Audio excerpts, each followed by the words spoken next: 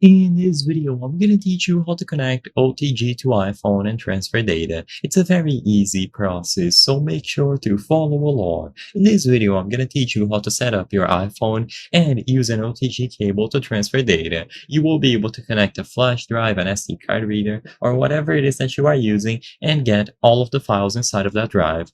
So to start, go over to these settings and access the Face ID and passcode category. Inside of the category, one of the options at the bottom is going to be USB accessories. You just have to make sure that this is enabled.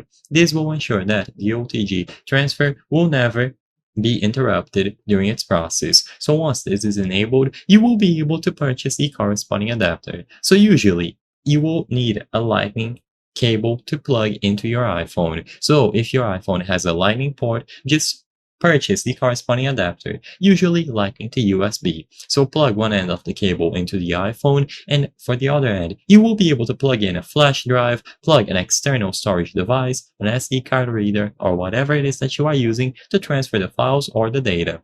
So immediately upon plugging the adapter alongside the external drive that you are using, you will be able to open the Files app on your iPhone. You can also download different applications that allows you to browse through files on the App Store, but the Files app should be enough, and this one will be installed by default. So inside of the Files app, you will be able to find your external storage device on a new location. Choose it there, and you will be able to access all of the files. You can transfer them by tapping and holding on the files that you want to transfer, just move them elsewhere, or you can also choose the copy or move option.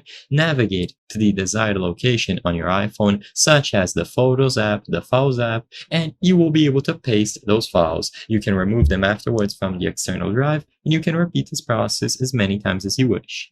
I hope I was able to help you on how to connect OTG to iPhone and transfer data. If this video helped you, please be sure to leave a like and subscribe for more very easy tips. Thank you for watching.